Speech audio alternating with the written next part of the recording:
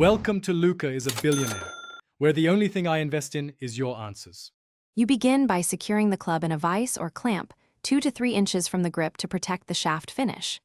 Grab a utility blade and make a controlled 1/2 inch longitudinal cut. This opens the adhesive and creates a path for air. Once done, fold the cut back slightly. Make sure you don't twist metal.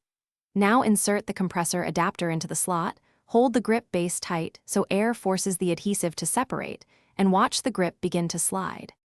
With the compressor set to 30 to 40 psi, you're targeting enough force to break the bond without destroying the grip. Insert the 3/16 inch adapter into the cut, angling slightly toward the grip tip so air travels between adhesive and shaft. Apply short, controlled bursts. Do not hold continuous maximum blast. As adhesive loosens, pull and twist the grip steadily. This combination of pressure and torque encourages even separation.